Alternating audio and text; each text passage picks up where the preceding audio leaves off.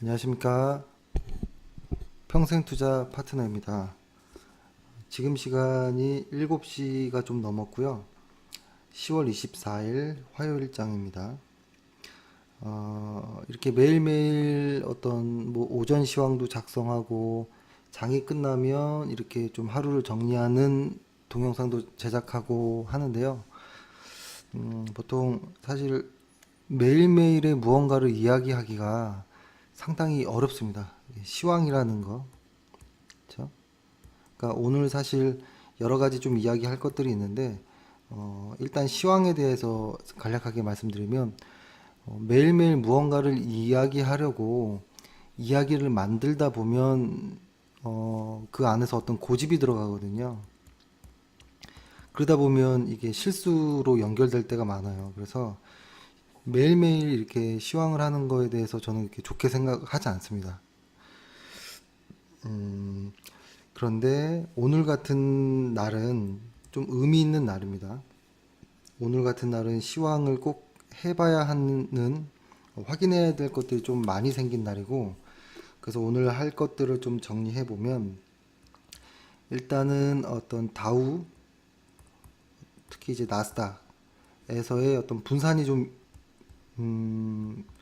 의미 있는 분산들이 좀 이루어졌다라고 한번 보여지고, 그렇죠? 이렇게 다우와 나스닥이 분산이 이루어지면 그 안에서도 지금 종목들을 미국의 지수를 보면 기술주들이 좀 많거든요. 그런 것들이 국내의 어떤 IT 쪽에도 영향을 미칠 것인지 좀 중요한 지금 타이밍이라고 보여지고, 그런데 아주 특이하게 이렇게 나스닥이 하락이 나오는데 저는 코스닥이 하락을 할 거라고 생각했는데 오늘 완전히 다르게 큰 상승이 있었거든요.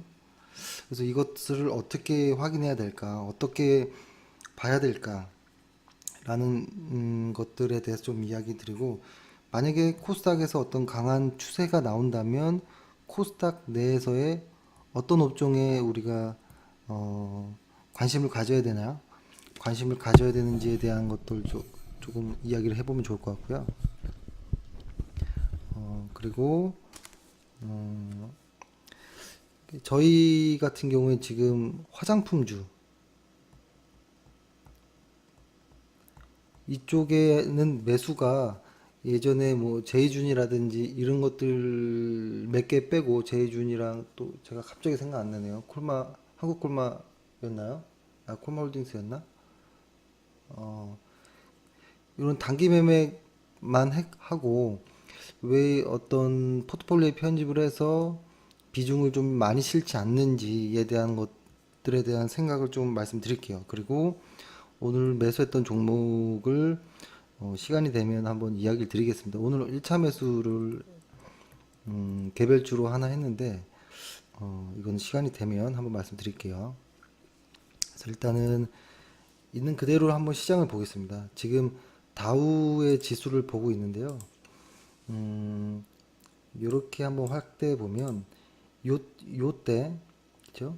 요 당시 때에 9월 달이죠. 9월 달에 한번 강한 상승이 나왔어요. 강한 상승이 나와서 시장은 과거의 어떤 이런 약세의 모습을 이제 다 꺾었습니다. 다 꺾였고, 그렇죠? 그러니까 이때도 거의 다우가 코스피랑도 거의 흡사했어요. 그죠? 이때 보면 7월 말경 7월 요 언저리 때 코스피는 약세에 들어갔는데 다우는 마지막 한번 어떤 거래량을 실은 랠리 이후에 약세로 급하게 빠졌거든요. 그러니까 이때 분산이 이루어진 것이 있었고 이것이 어떤 거품 정도로 보여지는 이런 모습이었고, 이 거품의 모습은 이 정도의 분산 과정이 있었고 이 거품은 가격 조정과 기간 조정으로서 다시 제자리로 왔고, 그 다음에 그 이후에 요 9월 달에 9월 초에 다시 한번 상승이 시작됐거든요. 현재까지는 이런 모습이에요. 이런 모습인데 음, 분산의 모습들이 한 4차례 정도 일어났습니다. 분산. 아마 분산이란 말을 처음 들어본 분이 계시다면 아마 동영상의 분산에 대해서 좀 자세하게 이야기를 들었거든요. 그래서 그거 보시면 될 것 같고, 일단 4차례 정도 일어났다. 그러니까 이 지금 어떤 경제 지표라든지 이런 것들보다 다우의 어떤 주가 그대로를 한번 보는 겁니다. 여기서 분산이 4차례 정도가 일어났다라는 것이 일단은 조금 신경 안 쓸 수가 없습니다. 그래서 만약에 제가 다우에 투자하는 입장이었으면 이제 매수를 저희 원칙 기억나시죠? 분산이 4에서 4회 이상부터는 조심해야 된다라고 했고 4회에서 6회 정도부터는 통계적으로 시장은 약세로 가는 경우가 많다라고 했었죠. 그래서 아마 제가 다우에 투자하는 입장이었으면 신규 매수는 안 했을 거예요, 아마. 신규 매수는 이제 더 이상 안 했을 거고 나의 종목 중에 어떤 종목들을 이익 실현해야 되는지를 좀 확인할 것 같아요. 그렇죠? 이렇게 되는 거고 그 다음에 나스닥을 볼까요? 나스닥은 조금 더 급한 것 같아요. 나스닥은 사실 요때 제가 물음표를 하나 달아놨었는데 이때가 시장에서 반등을 하나 뭐 이런 좀 착각을 했었던 적이 있었거든요. 근데 지나고 나서 요 언저리였던 것 같아요. 시장의 반등은. 그래서 코스 나스닥이 조금 더 일찍 반등을 시작했고, 그죠? 조정도 깊었고, 반등도 셌고, 그 이후부터 저는 요때 그래서 물음표를 달아놨는데 이때가 아니라 이 언저리에서 시장은 상승을 준비했고, 그다음에 쭉 가는데 음, 이 말미에 지금 현재 요 말미에 이거 4차례의 분산이 이루어졌다라는 거예요. 그래서 어제는 좀 많았고, 그죠? 어제는 분산의 강도가 좀 있었고, 근데 거래량이 그렇게 세진 않았지만, 분산은 분산이라고 저는 보여집니다. 그래서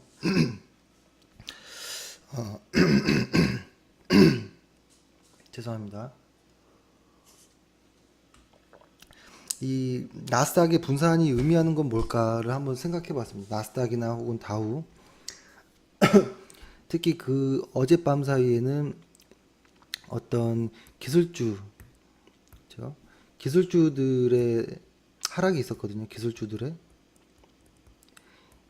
기술주라고 하면 이 기술주 쪽에서의 흔히 말하는 팡주라고 하는 종목들이 하락이 좀 깊었는데 이것들이 하락하면 어, 가장 큰 시장을 형성하고 있는 미국 시장 안에 한국 시장도 있고 뭐 이렇게 들어가 있잖아요. 그 시가총액으로 따지면 사실은 뭐 2, 3%밖에 안 되는 한국 시장이긴 하지만 그러니까 미국의 기술주가 하락을 한다. 그러면 어, 같이 업황이 엮여져 있는 음, 한국에서 전기전자 쪽 반도체 이쪽의 시장이 버틸 수 있을까 이런 생각을 했습니다. 그래서 이게 만약에 꺾이면 뭐 어떤 반대급부적으로 어떤 내수라든지 전통적인 방어주들이 올라가기 마련이겠죠. 그죠? 내수주라든지 게임주 흔히 그죠? 게임주 뭐 제약바이오, 헬스케어 이런 것들이 어떤 음, 좀 방어를 해줄 수는 있지만 시장을 끌고 가기는 힘들다라는 생각은 들거든요. 그래서 이쪽의 하락은 이렇게 그러니까 일부에서는 이렇게 얘기를 하더라고요. 지금 일부 국내도 그렇고 미국도 그렇고 슬림화되어 있잖아요. 우량주 아주 큰 시가총액이 큰 대형주 위주의 장세 그죠. 대형주 위주의 장세였기 때문에 이쪽에 종목이 없는 사람은 중소형주를 편입한 사람들은 그러니까 이쪽에 그 종목이 없는 사람들은 그리고 요런 종목이 중소형주가 있는 사람들은 소외감을 느낀다. 이런 시장에서 이런 얘기를 많이 하고 근데 대형주들이 의 매기가 이제 없어지면 중소형주 쪽으로 매수세가 들어오는 것이 아니냐라는 생각을 하는 경우가 많거든요. 그래서 이쪽에서 어떤 기회를 찾자라고 이야기를 하는데 그렇지 않다라는 겁니다. 왜냐면 제가 한번 말씀드렸듯이 이거 하나의 집으로 표현을 해보면, 그쵸? 집으로 표현을 해보면 집으로 만약에 그림을 너무 못 그렸네요. 표현해보면 어떤 이 시장을 바치고 있는 이게 만약에 어떤 코스피든 뭐 다우든 어떤 시장을 바치고 있는 어, 대장주들, 업종의 주도주들, 지금 한국으로 따지면 삼성전자라든지, 그죠? 삼성전자, 이 기둥들, SK 하이닉스, 뭐 셀트리온, 그죠? 이런 애들이 무너진다라고 해보면 이거는 이 지붕은 무너지는 겁니다. 이 지붕 무너지는 거예요. 그래서 저는 일부에서 말씀을 이렇게 뉴스나 이런 쪽에서 지금 내수주라든지 어떤 다른 쪽에 기회를 보자라고 하는 거에 대해서는 좀 거부감이 들지만 그렇다고 이걸 또 매수를 아, 완전히 배제할 수도 없는 그런 좀 상황이에요. 좀 애매한 상황이에요. 그러니까 이게 정확하게 다우라든지 나스닥이 속 시원하게 확 하락해 주면 그냥 맘 놓고 쉴 텐데 이제서야 네 차례 정도의 분산이 일어난 상황에서 지금 한국에서의 어떤 그 대장주들을 지금 맘 놓고 편입하기가 힘든 구간이 왔다라는 겁니다. 그래서 저희도 얼마 전에 저희 포트폴리오를 많이 정리했죠. 많이 정리하고 지금 저희가 어떤 정책주라든지, 그죠? 그러니까 저희가 전기전자랑 2차 전지는 일단은 매도를 한 지가 좀 됐죠. 그리고 저희가 내수주 쪽에 종목이 있고 제약주, 그다음 게임주, 그다음에 개별주 여기서 이제 뭐 한 종목씩 한두 종목씩 이렇게 들어가 있는데 그러니까 저도 이런 것들을 좀 우려해서 포트폴리오를 좀 변경한 것도 있긴 있어요. 하지만 그렇다고 지금의 삼성전자가 이 상승세를가 꺾일 것인가는 아직은 아니라고 보는데 가긴 가겠죠. 이번 연말까지 뭐 별탈 없는 이상 가긴 가겠지만 지금 이제 조금씩의 징후들이 나오고 있다라고 받아들이면 좋을 것 같아요. 기술주에서의 어떤 징후들. 그러면 이거의 대타는 누구냐라는 것도 일단은 알아봐야겠죠. 그것이 이등주가 되는 것이 이등주를 말하는 의미가 아니고 예비 1등 예비 1등주라고 표현해야겠죠.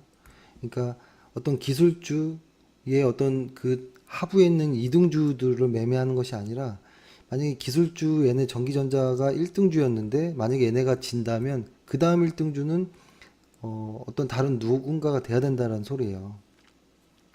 그렇죠? 그간에 기술주가 하락할 때 안 올랐던 뭐 다른 그쪽에 있던 무언가가 오르는 이런 개념이 아니고, 그렇죠? 그래서 새로운 1등 어떤 주도주가 나오는지를 좀 봐야 되는 상황 정도로 보여지거든요. 그래서 저는 이것이 과거의 사례에서 보면 어느 정도 조정은 보일 수 있다라고 보여지고 하지만 그 조정이 추세를 깰 정도의 조정인지는 한번 봐야 된다 정도로 보여집니다. 과거에도 보면 이런 조정들이 항상 있었어요. 그렇죠? 이런 조정들, 계속 이런 조정들 계속 있었는데 이게 단순 요 정도의 조정 정도로 끝나기를 이제 바라야겠죠. 그래야지만 삼성전자도 더 갈 것이고, 그렇죠? 삼성전자가 가야 코스피도 갈 것이고, 삼성전자가 무너지면 코스피는 쏟아집니다. 코스닥은 코스피도 흘러내립니다. 그래서 지금의 이런 모습들, 그러니까 미국 시장에서의 어떤 분산들을 좀 의미 있게 보자 정도 말씀드리고, 그럼 우리 시장을 한번 볼게요. 우리 시장을 보면 코스피는 아직은 딱히 어떤 별 탈이 없어요. 아직은, 그렇죠? 아직은 별 탈 없이 가고 있는 모습이고, 다만 분산이 살짝 이루어지긴 했어요. 코스피에서도, 그렇죠? 분산이 이루어지긴 했죠. 요 날, 그죠? 10월 18일 날 이때 분산이 한번 이루어졌고, 그 다음은 분산이 안 이루어지는 모습, 그죠? 제가 이거 표시를 해볼게요. 이때 분산은 전일보다 종가가 낮게 끝났는데 거래량이 늘었기 때문에 분산이라고 한 겁니다. 아마 다 아실 겁니다. 그죠? 그리고 그 다음은 없었거든요. 근데 거래대금에서 보면 코스피도 한 세 차례 정도의 분산이 나온 상황이긴 합니다. 일단 아직은 여유가 있고, 그 다음에 코스닥을 한번 보면, 코스닥 지수는 사실 분산 덩어리들이었어요. 분산 덩어리들. 어, 여기에서도 한 6차례 이상이 나왔던 걸로 기억하고, 여기서도 꽤 나와서 쏟아졌고, 지금 여기 올라오는 과정에서도 한 두 차례 정도 분산이 이루어졌는데, 그것들을 이렇게 깨버렸다라는 게, 이게 무슨 의미일까라는 생각이 들더라고요. 이게 지금 진짜 추세가 생기는 건지 아니면 단순 반등인지. 그래서 보통 이렇게 의미 있는 어떤 무언가를 깬다면 여기를 이제 잘 지지하고 다시 올라가야겠죠. 그럴 때 보통 한 2, 3일 정도 이상, 길게는 3일에서 5일 정도까지도 반등이 잘 되는지를 확인합니다. 그런 모습이 어떤 거냐면, 이런 모습이 되겠죠. 예를 들어서 한 파라다이스의 종목을 예를 들면, 이렇게 이렇게 전고점들을 돌파하고 나서 며칠의 시간 동안 이게 돌파되는지 좀 봐야 된다는 겁니다. 여기서 바로 흘러내릴지 하락할지 좀 봐야 된다는 겁니다. 이런 종목들이 많아요. 그렇죠? 뭐 그냥 기술적으로만 보겠습니다. 여기서 보면 이런 모습들,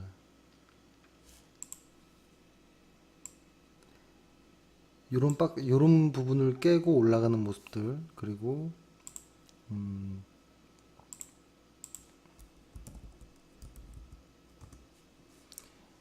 여기서는 조금 말하기가 조금 애매하네요. 이 모습은, 그죠? 그래서 일단은 다시 코스닥으로 한번 와보면, 이 코스닥의 랠리가 코스피는 지금 신고가를 내고 있잖아요. 그래서 이 코스피와 어떤 단순 이격을 좁히는 것인가라는 의구심도 있어요, 사실은. 왜냐면 이번 주까지는 더 지켜봐야 되는 겁니다. 이게 진짜 상승이라면, 왜냐면 오늘 거래량이 좀 부족했어요. 거래량을 좀 확대해서 보면 거래량이 평상시보다도 그러니까 전일보다는 거래량이 늘었지만 거래량 자체가 그 많은 거래량이 아니었거든요. 거래량이 적다라는 거는 확신 매수자들이 아직은 많진 않다 정도로 보는 게 좋을 것 같아요. 근데 주간 차트나 월간 차트에서 보면 코스닥은 좀 다른 모습을 보여요. 보면은 코스닥 같은 경우에는 밑에서 강하게 치고 올라오는 모습이거든요. 그래서 보통 이런 정도 에너지라면 한 700포인트까지는 가야 되는 것이 아닌가라는 생각은 하고 있었는데, 그거가 언제였냐면 요 당시 때를 선을 그어놨잖아요. 여기를 만약에 돌파한다면 이거 에너지가 좀 나오겠다 정도로 생각을 했었는데 바로 급락하고 다시 바로 회복해 버려서 이거 에너지가 있는 거구나 정도로 저는 봤거든요.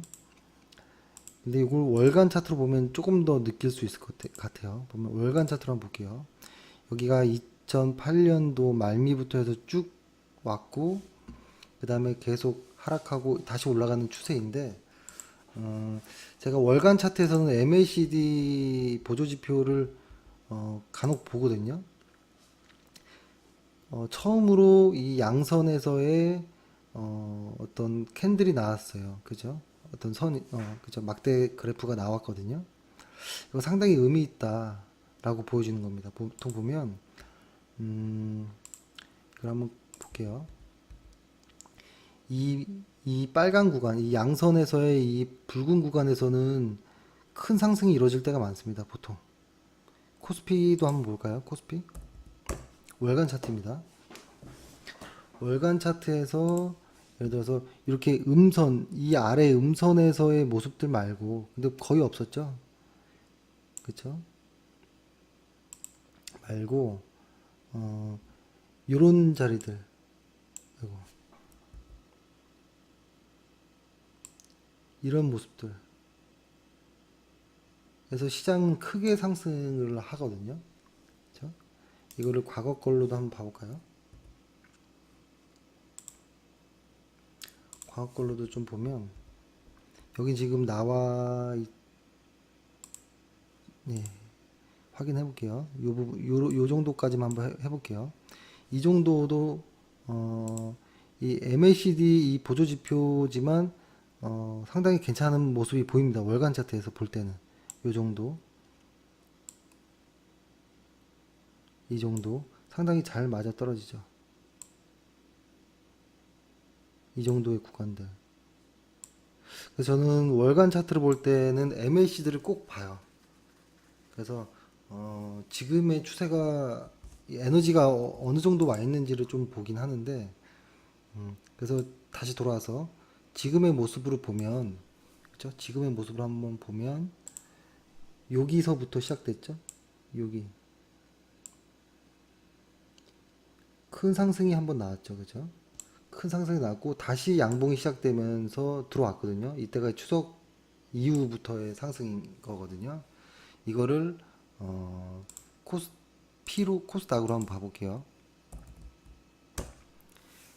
이제 처음 이 붉은 구간, 이 음선, 이 중앙값 아래에서의 음선, 양선도 이렇게 상승을 약하긴 하는데 이 위로도 돌아오면, 그죠? 이렇게 위에서 상승을 해버리면 이거는 큰 상승이 나올 가능성이 있습니다. 그래서 월간 차트에서 보면 저도 저희 회사 동료들한테 코스닥을 보면 좋은 회사들이 많은데 매기가 많이 없다라는 이야기도 많이 했었거든요. 근데 최근에 코스닥을 보면 한참 동안 에너지를 좀 모으는 정도의 모습을 보이다가 오늘냈어야 처음으로 이게 딱 돌아왔어요. 그래서 저는 상당히 좀 의미 있다. 그러니까 약간 좀 배치된 그 반대되는 느낌이 나는 거예요. 뭐냐면 나스닥의 나스닥의 기술주들이 하락을 하는데 어떻게 코스닥이 강한 추세를 만들 수 있을까라는 게 좀 부딪히는데 그거에 대한 답은 1, 2주 안에 나올 거라고 봅니다. 이게 진짜인지 아닌지는. 그렇죠? 그리고 이거 수급의 모습도 한번 볼게요. 수급의 모습을 한번 보면 보면 이게 지금 코스닥을 한번 깔아 보면 한 4개월 정도까지는 이 붉은 선 있죠? 이 붉은 선. 이 붉은 선이 외국인들의 수급입니다. 그리고 이 외국인들이 꾸준히 왔었고 계속 기관들은 팔았습니다. 기관들이 팔았다라는 건 이해가 가요, 저는. 왜 그러냐면 개인들의 어떤 투자 펀드 자금이 환매 물량이 많을 거거든요. 그렇다 보니까 어떤 변동 그런 상황에서 코스닥의 어떤 주가는 코스닥의 주가는 상당히 변동이 컸습니다. 계속. 근데 요런 어떤 매물대를 강하게 돌파하는 오늘이 그 첫날이라는 거예요. 첫날. 그래서 저는 약간 두려우면서도 나스닥의 흐름을 지켜봐야 될 것 같고 그 다음에 코스닥에서의 실적 발표되는 것들도 확인해야 되고 그리고 코스닥이 추세를 만들려면 이번 주 오늘을 포함해서 한 3일에서 5일 안에 안착을 하는지도 잘 봐야 됩니다. 그렇죠? 그렇게 보면 좋을 것 같고 일단 이렇게 본 김에 코스피도 한번 볼까요? 코스피는 어떤가요? 코스피는 외국인은 쭉 샀다가 7월 말부터 코스피에 조정이 왔죠. 그때 정확하게 외국인이 판 조정이었고 다시 바닥을 잡고 추석이 끝나고 외국인들이 다시 돌아오는 모습이에요. 기관은 계속 엇박자를 타고 있죠. 기관은 계속 엇박자를 타고 있고, 그죠? 외국인과 기관은 완전히 반대로 가고 있고, 대신에 여기서 중요한 거는 지수가 그러면 누구의 방향을 따라가느냐를 보는 겁니다. 코스피 지수는 이렇게 가고 있습니다, 지금. 외국인의 모습과 조금 더 흡사한 것 같아요. 그죠? 이때는 명확하게 외국인과 거의 흡사했고, 이 하락도 거의 비슷했고, 요 구간에서 약간의 기간과 비슷하다가, 그러니까 바닥은 기간이 잡아준 것 같고, 정확히 강하게 돌아가는 요 구간에서는 외국인이 확 돌아오면서 상승을 한 모습입니다. 그래서 지금의 코스피 코스닥은 수급은 좋아요. 근데 있는 그대로의 수급을 보지 않고 코스피 코스닥에서의 어떤 아직도 정치 뉴스를 경제 뉴스랑 섞어서 말씀하시는 분들이 있는데 이건 좀 달리 봐야 되는 부분입니다. 정치 뉴스와 경제 뉴스는 다릅니다. 그리고 제가 오늘 어, 이런 이야기를 드리려고 했었죠. 코스닥이 만약에 코스닥이 어떤 대세 상승이 시작된다면, 그죠? 문재인 정부에서 어떤 4차 산업 관련한 어떤 무언가가 될 수도 있겠죠. 그죠? 만약 대세 상승이 시작된다면 코스닥에서 어느 업종을 담아야 되는지에 대한 이야기를 좀 드릴게요.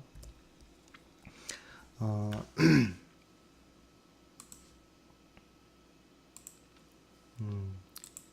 자, 일단은 제가 이 외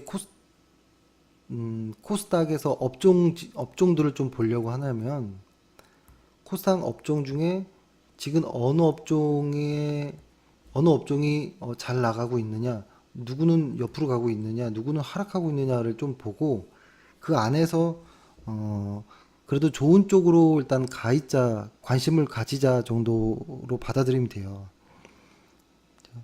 제가 왜 이런 이야기를 드리냐면 개인 투자자분들이 제가 보기에는 저희 뭐 회원분들도 그렇고 제가 경험상 보면 그 객장에서 만났을 때의 어떤 보면 95% 이상 다 손실입니다. 다 손실이었고 그래서 종목들을 보면 가끔 너무 처음 듣는 듯한 어떤 종목들이 많아요. 도대체 이런 종목들을 어디서 알았냐라고 물어보면 좀 이렇게 뭐 대충 뭐 어떻게 뭐 이렇게 이야기를 하시더라고요. 어떤 리포트도 단 하나도 없는 어떤 회사들. 그래서 만약에 개인분들이 좋아하는 코스닥에서 매매를 하고 싶다.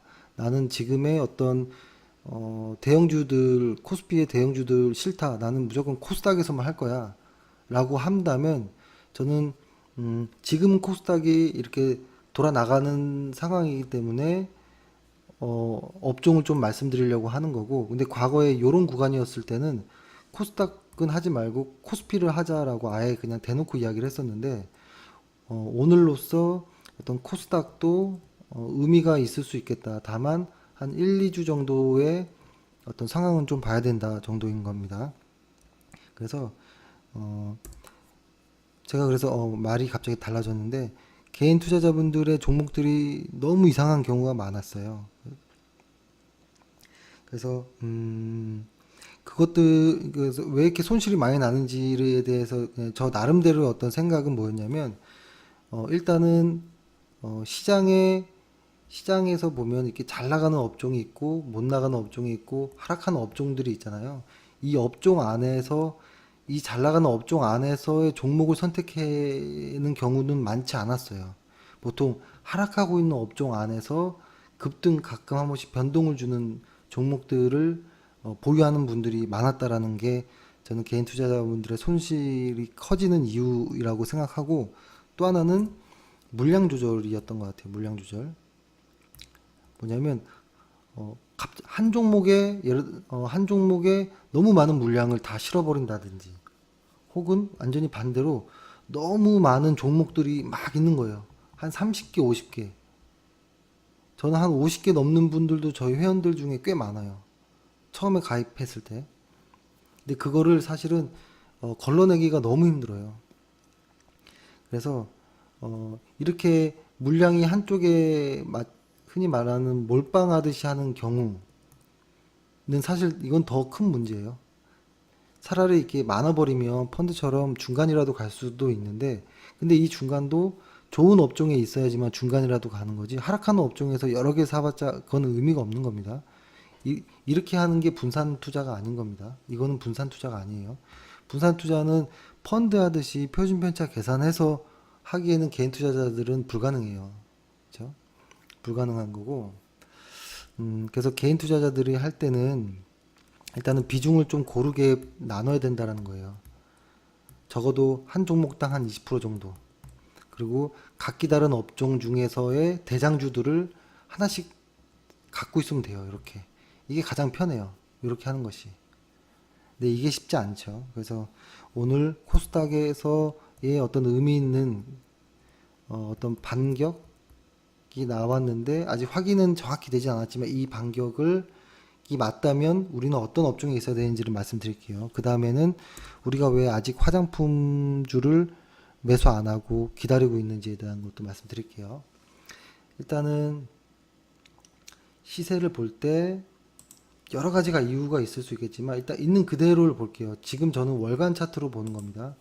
월간 차트로 보는 거고 이 당시가 2014, 15, 16, 17 이렇게 돼 있는 겁니다. 요거를 조금 더 한번 줄여 볼게요. 조금 더 한번 줄여 보면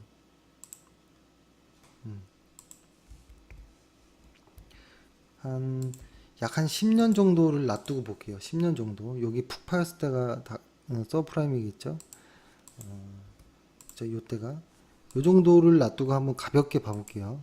그러면 지금 거래소와 코스닥이 있는데 그 중에서 이제 코스닥 업종을 볼게요. 제가 거래소의 지금 어떤 흐름은 많이 말씀드렸거든요. 근데 코스닥은 거의 말씀 안 드려서 코스닥을 먼저 보면 일단 코스닥 지수의 월간 차트를 일단 보면 조금 크게 봐야겠다. 월간 차트를 보면 이렇게 지금 상승하고 있는 모습에 양봉이 하나 탁, 그죠? 양선이 하나 딱 뜨는 모습입니다. 그렇다면 이 코스닥 지수 안에는 사실 많은 어떤 업종들이 있어요. 제조, 건설, 여러 가지, 그쵸? 화학, 제약, 금속, 여러 가지가 있는데 이 중에서 큰 그림에서 한번 보면 코스닥 안에서 대형, 중형, 소형주를 한번 먼저 볼게요. 지금의 코스닥의 모습과 가장 누가 흡사한지만 보면 됩니다. 제가 요거를 이렇게 해볼게요. 일단 요거를 먼저 코스피를 한번 모습을 그대로 한번 따라 그려볼게요. 제가 한 2015년도부터 해서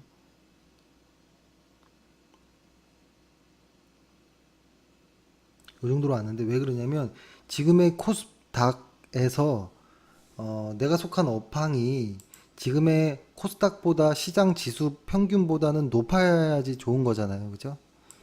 그래서 한번 있는 그대로 볼게요. 일단은 대형주, 코스닥 안에서도 대형주를 한번 볼게요. 어때요? 훨씬 높죠? 코스닥 안에서의 대형주. 그죠?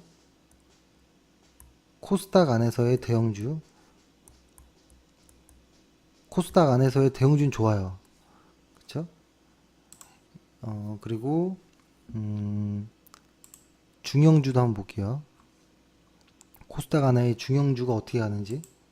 중형주는 지금의 코스닥보다 시장 평균보다 못하죠?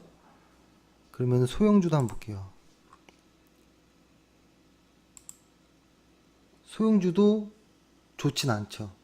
밑에 방향이 밑으로 가고 있죠. 그쵸? 그러니까 지금 이것만 봐도 좀 확인할 수 있는 게 코스닥 안에서도 대형주 위주의 어떤 상승이 이루어지고 있다라고 좀 보면 좋을 것 같아요. 그리고 조금 더 자세하게 들어가서 보면 그러면 이것들 중에 누가 지금 앞으로의 대장일까를 한번 보는 겁니다. 코스닥 지수를 잘 보세요. 자, 코스닥 지수를 잘 보면 요걸 한번 봐보세요. 제가 그대로 표현해 볼게요.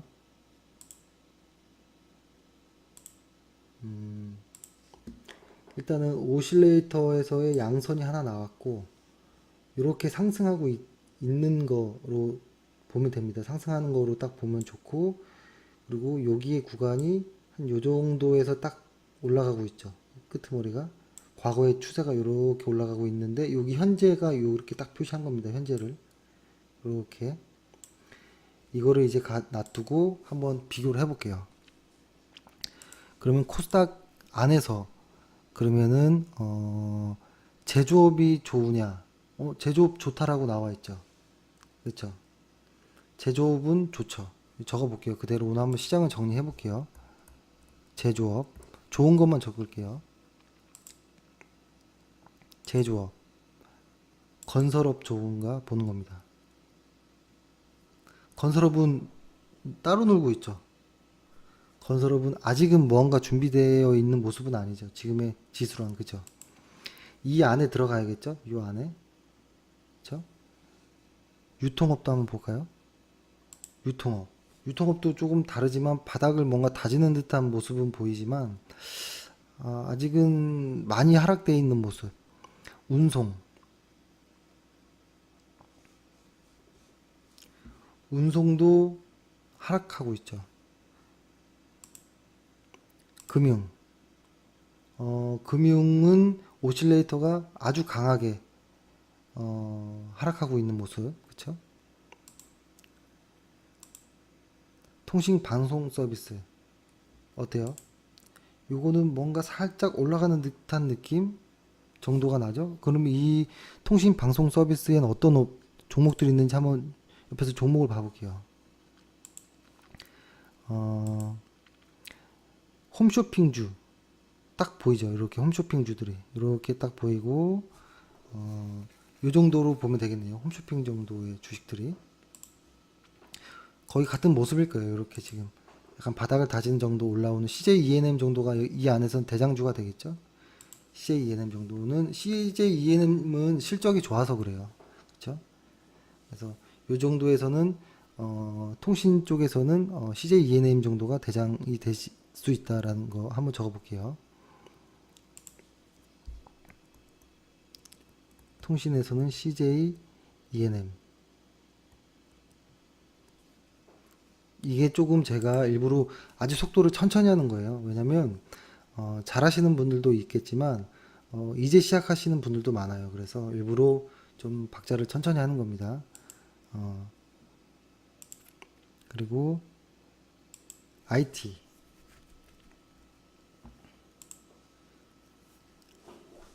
이쪽은 어때요? IT 소프트웨어 쪽은 뭔가 이 바닥에서 뭔가 조금 이제 들어 올리는 정도의 살짝 어떤 모습이 나죠. 좀 하지만 좀 힘이 약하지만 긍정적으로 좀 올라가는 정도의 모습이 좀 보이죠. IT 소프트웨어, IT 하드웨어 쪽, 하드웨어 쪽도 좀 나쁘지 않은 모습이죠. 그렇죠. IT를 한번 적어볼게요.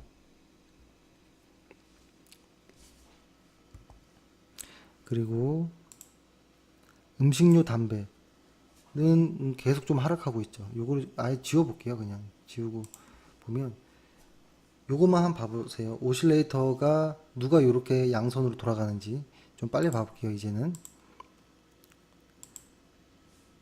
섬유의복 아직은 음선 안에 있죠. 종이 목재, 음선, 출판 매체, 요쪽에 첫 모습이 좀 강하게 올라왔죠. 이 안에 속한 종목이 뭘까 한번 보는 겁니다. 그러니까 개인 투자자분들이 이렇게 접근하시는 게 좋아요. 이렇게 보면 이 안에서 출판 매체 이쪽으로 한번 볼게요. 이 안에서 대장주는 누굴까 찾는 거예요. 딱 보면 너무 편하죠. 로엔 누가 봐도 로엔이죠. 넵튠도 좀 강하게 올라왔죠. 예림당 요 정도까지가 대장주 정도로 보이는 거예요. 근데 요것들은 다 실적이 좋아요. 네. 특히 로엔도 실적 괜찮고 넵튠은 어떤 뭐라고 할까요? 이 종목도 조금 복잡하긴 하지만 지분에 관해서 비상장주의 지분에 관해서 좀 상승한 면이 좀 있어서 접근하기가 쉽지 않을 거예요. 왜 이렇게 급등했지? 좀 이해 안 가는 모습 있을 거고 예림당 그죠? 이것도 역시 지분이 많은 회사죠. 이런 식으로 보면 좋아요. 출판, 화학은 좀 약하죠? 이건 어때요? 제약, 강하죠? 그럼 아까 봤던 거 중에 어때요? 출판 어떤 이쪽 섹터 안에 있는 제약도 움직이고 있고, 그렇죠? 방송통신 쪽, 아까 방송 쪽 이쪽도 있었죠? 업종을 말한 겁니다. 약간 업종과 종목이 조금 따로 노는 경향이 많아요, 사실. 그리고 비금속. 비금속은 한번 쭉 올라갔다가 좀 내려왔죠. 근데 보면 어, 상당히 먼저 올라간 모습이긴 하죠. 그리고 금속. 금속은 아예 보면 안 되겠죠? 월간 차트에서 봐도 그죠? 기계 장비는 지금 약간 추세를 이탈하는 모습입니다. 일반 전기전자도 역시 빠지고 있고, 일반 전기전자가 왜 빠지지 전기전자가 하면서 한번 밟을까요? 종목이 좀 애매하게 섞인 게 많아서 그래요. 이 업종 안에.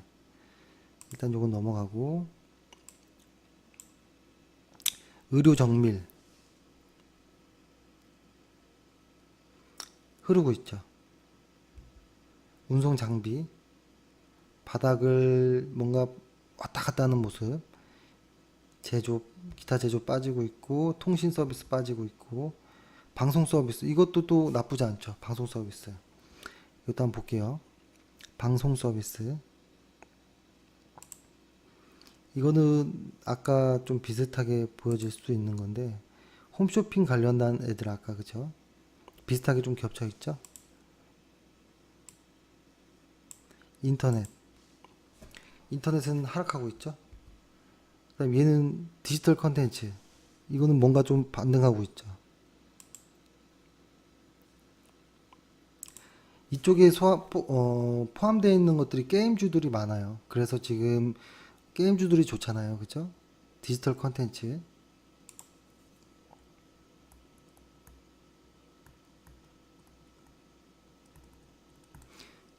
그렇게 하고 또 한번 봐볼게요.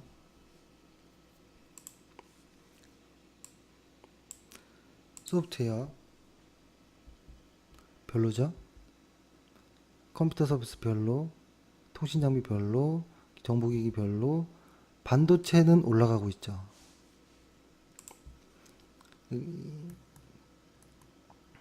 추세적으로를 말씀드리는 겁니다. 추세적으로. 그렇죠?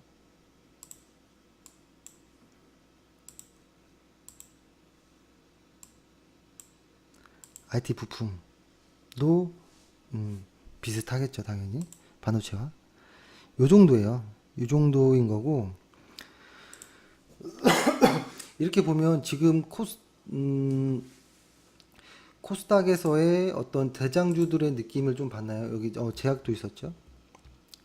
제약이라든지 어떤 뭐 방송 관련한 어떤 뭐 로엔이라든지 게임주라든지 그죠? 디지털 컨텐츠, 반도체 요 정도였다라는 거예요. 근데 이 안에서도 대형주들이 올라가고 있다라는 거.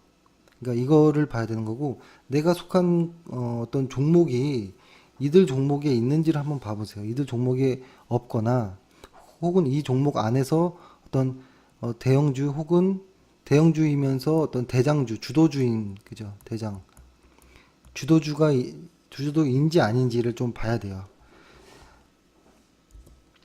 제가 아까 어떤 분에게 이거는 조금 말씀 다음에 한번 드리고 그래서 일단은 정리를 한번 다시 해보면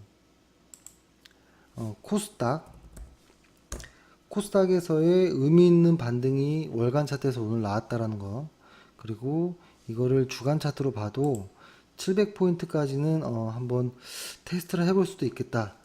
그리고 중간에 690포인트 정도에는 한번 조정이 나올 수도 있고 그렇죠? 일간 차트를 보면 의미 있는 이 봉우리들을 첫 번째, 두 번째, 세 번째, 네 번째에 돌파했다라는 거는 좀 의미 있는 모습입니다. 하지만 나스닥과 다우에서의 어떤 분산은 매우 신경 쓰인다라는 거를 보고 1, 2주 정도는 좀 눈치 싸움 하는 정도로 봐야 될 것 같아요. 그리고 지금의 어떤 화장품주들이 좀 많이 올라가고 있죠. 그죠? 그러니까 저희는 화장품주들의 일단 그 현재의 대장은 LG생활건강이라고 생각하고 있어요. LG생활건강이라고 생각하고 있고, 이거 역시도 한번 월간 차트로 한번 볼게요. 월간 차트 상에서 보면 MACD 오실레이터가 이렇게 돌아 나왔죠. 이것도 한번 다시 보여드리면 과거에 요 당시 때까지 이만큼의 상승이 아이고 이 그림이 잘 안 그려지네.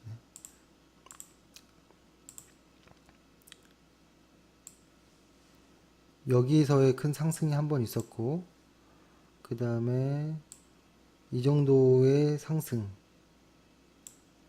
여기서는 마지막 살짝. 근데 이게 월간 차트이기 때문에 이 정도의 상승이 엄청 큰 거예요, 사실.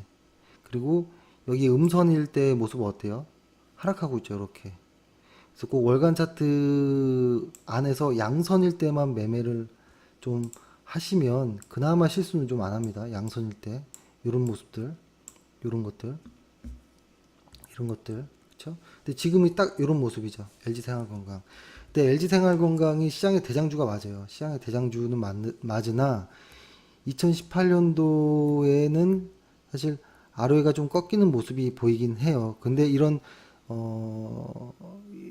종류의 큰 회사를 ROE로 매수하는 건 아니에요. 이런 종목은 성장주라고 보기는 어렵기 때문에, 그죠? 성숙 단계에 벌써 예전에 들어간 회사이기 때문에, 그래서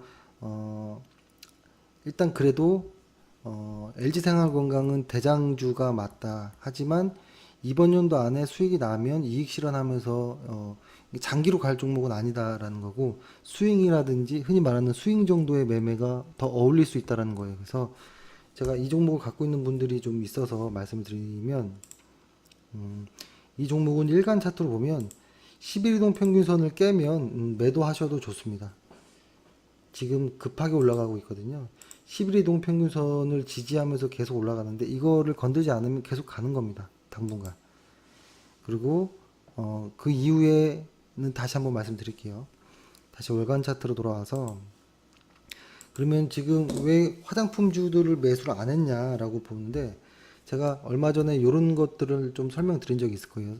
상승하는 월간 차트에서 이런 모습들이 하락하는 모습이 상승으로 가려면 이렇게 가야 되지 않느냐라고 설명을 드렸고, 그렇죠? 계속 저점들이 이렇게 낮아지는 게 하락인 거잖아요. 이렇게 저점이 낮아지죠.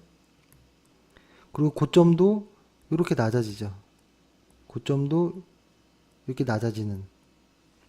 근데 이게 상승으로 이어지려면 이런 바닥이 한번 보여야 되고, 바닥에서 상승, 두 번째 이 지지되는 모습이 나와야 돼요. 이 지지보다 여기는 올라오죠, 이렇게. 그때 사실 여기서 매수하기가 가장 좋은 모습이거든요. 근데 요거를 추세선의 개념으로 한번, 제가 왜 그래서 이 첫 번째 상승은 매수하지 않고 두 번째부터 매수, 그죠? 매수 이렇게 한다라고 했었냐면, 이걸 추세적인 관점에서도 한번 볼게요. 이렇게 내려오면 보통 일반적으로 추세로 이렇게 그리죠, 이렇게. 그죠? 사람들이 추세로 이렇게 그리죠. 근데 이 추세를 이탈해야 되잖아요, 하락 추세선을. 그때 보통 이렇게 가는 경우가 많아요. 이 추세를 이탈하는 이 부분, 아주 의미 있는 부분에서 에서는 관망을 하고요. 그 다음에 두 번째 여기서 들어간다라고 했죠. 그러면 요거를 보면 말씀드렸던 건 같아요. 사실은 이 추세를 빼고서 말씀드린 거긴 하지만, 요런 하락 추세를 돌리고 나갈 때, 그렇죠? 근데 이거를 길게 보면 요 추세를 깰 때, 그래서 보통 요거를, 이 추세 요거 있잖아요. 이 파란 요 추세를 저는 10개월 이동평균선을 봅니다라고 이야기를 드렸던 거예요. 그런 관점에서 볼게요. 지금 보면 제가 이렇게 깔아드린 요 선이, 검은색 선이 10개월 이동평균선인데, 요거를 한번 어떻게 따라가는지 보자라는 거예요. 과거의 흐름을 보고. 과거의 LG생활건강 같은 경우에는 이렇게 이 검은 선 아래에 이렇게 존재하다가 이렇게 치고 올라가죠. 이 모습. 그죠? 어떤 이 추세를 돌파하고 눌렸다가 가죠. 이렇게. 요때가 매수 구간이라는 거고, 그죠? 그리고, 이때는 적어도 매도를 해야겠죠. 요때 매도가 들어갔을 수도 있었습니다. 요 검은색 안에서만 매수를 최대한 좀 하자라는 관점에서 보면. 근데 여기에서 하락하던 게 멈추고 올라탑니다. 요때가 사실 매수가 1차 매수 구간이 나왔고, 지금은 2차 매수 구간이라는 거예요. 근데 실적의 성장성과 성장주가 아니란 이유로 저희 회사에서는 일단 이 종목을 매수하진 않았어요. 하지만 좋은 종목이라고 고객들이 보유하신 분들한테는 홀딩 하시라는 말씀 드렸거든요. LG생활건강이 대장주는 맞다. 그러면 이거와 버금가는 종목들은 뭐냐라고 하면 한국콜마 홀딩스겠죠.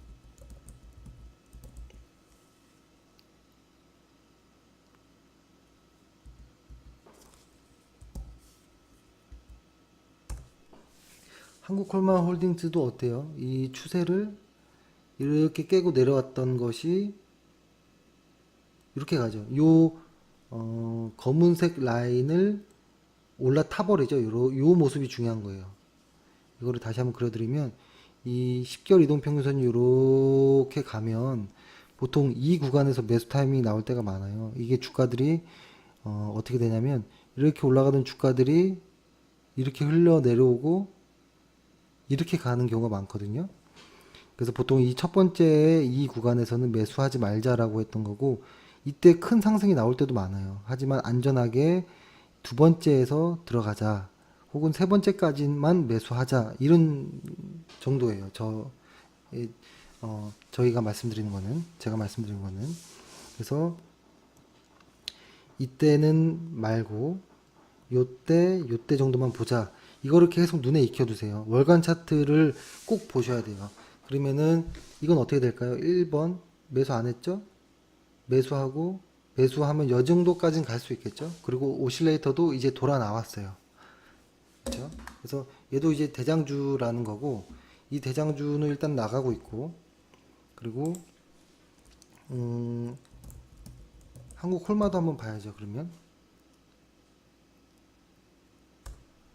한국 콜마도 거의 비슷한 모습이 좀 나오긴 하죠. 이렇게 보면 그렇죠? 비슷한 모습이 좀 나왔고 근데 이것도 사실은 여기서부터가 이제 조금 마음에 꺼려지는 부분이 조금씩 생기는 거예요. 보면은 이 어떤 이 추세선을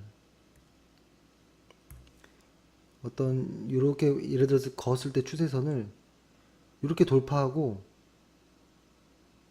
이렇게 갈 것 같아요. 지금 상황에서는 이런 모습이 많아요. 이거를 다른 종목으로 한번 또 봐볼게요.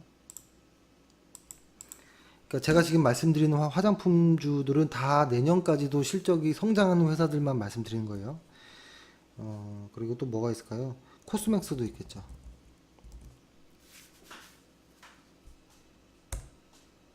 코스맥스도 어때요? 이게 지금 추세가 일단은 바닥을 여기서 잡은 것 같지만 보면은 바닥이 살짝 애매한 정도예요. 하지만 요거를 좀 이 MACD의 어떤 다이버전스라고 보고 매수할 수도 있었거든요. 월간 차트에서. 하지만 그래도 안전하게 이게 만약에 내년까지도 꾸준히 간다면 이 추세선을 처음에 뚫은 거고요. 돌파했잖아요.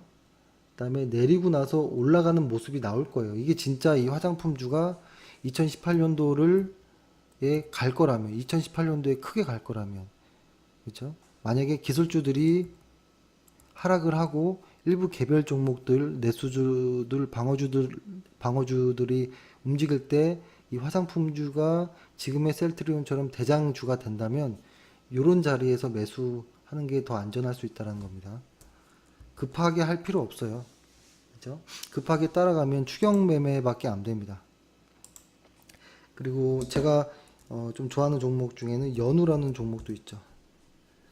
연우라는 종목도 상당히 좋아하는데 이게 너무 눌렸습니다, 사실.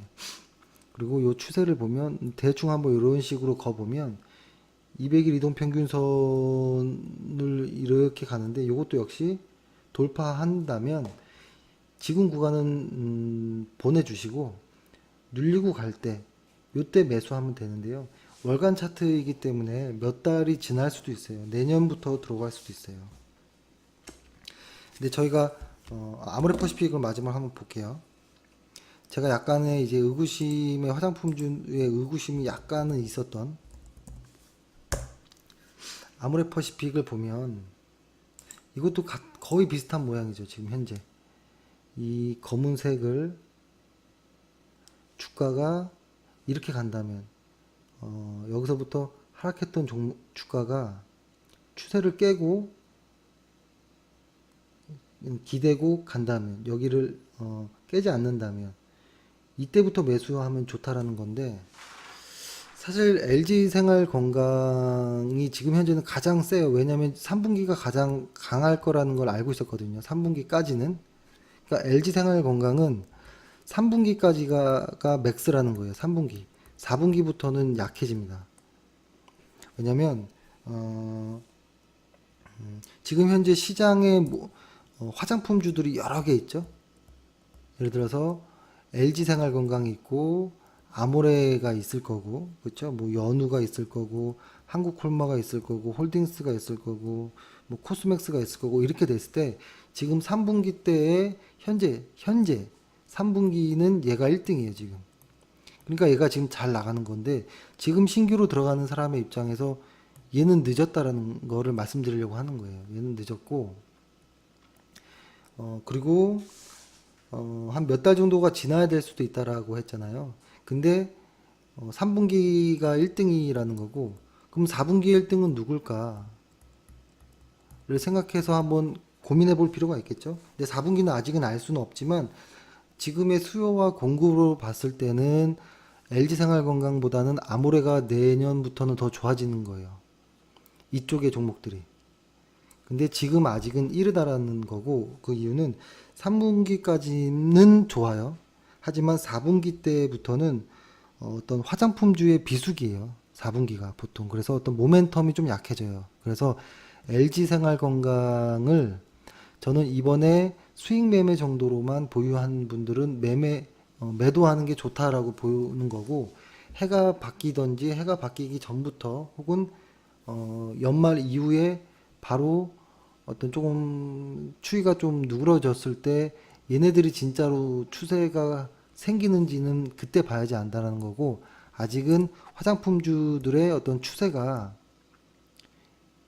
이거를 요 정도의 모습이라는 거예요. 이거를 깨고 이렇게 가야 되는 건데 여기까지 온 회사들도 있고 이 언저리가 있고 뭐 대부분 뭐 이 언저리가 많아요. 첫 번째 이 느낌 정도. 그래서 뭐 세네 달 정도가 지나서 바닥을 다시 한번 잡고 그때 진짜 2018년도에 성장이 지금의 예측치와 같다면 LG생활건강을 제외한 다른 것들이 대장주가 될 확률이 높습니다. 그렇죠? 그래서 지금의 일부 LG생활건강 정도는 완전 다르죠? 이렇게 가고 있었잖아. 그죠? 그죠? 일부 몇 개 개별주들도 이렇게 움직이고. 하지만 시장 전체가 움직여야 돼요. 그 업종이 크게 가려면, 크고 길게 이런 식으로 가려면, 그죠? 아모레퍼시픽 과거에 큰 상승 400만 원까지 갔을 때 기억나시죠? 이렇게 가려면 시장에 이런 큰 대장주가 나와야 되는 거고, 이렇게 대장주가 나와야 다른 화장품 개별 종목들도 다 올라갑니다. 그때 진짜 대장주를 잡는 거고, 그렇죠?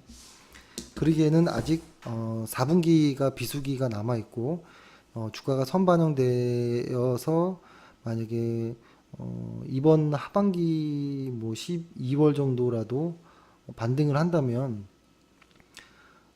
따라 들어갈 수도 있겠지만 일단 좀 신중하자. 아직까지는 추세가 좋진 않다. 다시 한번 정리하면 아모레가 이렇게 될 때 이 모습이라는 겁니다. 요때 매수. 그러니까 월간 차트로만 보여드리는 거예요. 일단. 그리고 최근에 다시 시장을 좀 보면 화장품주들도 움직이고 내수주 쪽의 소비 심리와 연관되어 있는 한세실업 한세 시럽도 바닥을 잡죠. 바닥을 잡는데 한세 시럽은 보면 여기에 박스권이 이렇게 그려져요. 요 박스권이 여기를 잘 돌파해야 됩니다. 요 정도의 모습, 그렇죠? 이 정도의 모습을 돌파해야 되는데 이 가격대가 아마 한 3만 원 언저리 이하에서는 이 박스권 안에 있는 모습이라 이런 한세 시럽이 만약에 진짜로 크게 과거처럼 이런 모습이 나오기는 힘들 거예요.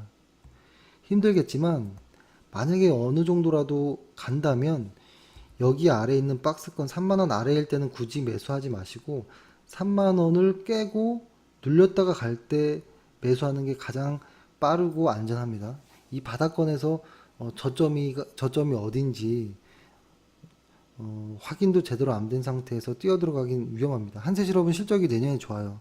그리고 오늘 조금 급등 나온 영업무역은 내년의 실적이 사실은 한세실업이 더 좋아요. 근데 영업무역은 약간 좀 같이 좀 따라가는 모습도 좀 나오긴 했는데 영업무역이 일단 좀 강하게 오늘 가네요. 그리고 이거 관련해서 뭐 어떤 옷도 가고 신발도 가고 하는 약간의 이런 바닥을 다지는 좀 모습이 나오고 내수주 정도에서 한 종목을 얘기를 한번 해보자면 오뚜기도 괜찮습니다. 오뚜기는 어때요? 만약에 여기가 진짜 반등이라면 그죠? 이게 만약에 이렇게 올라가려면 제가 조금 확대해 볼게요.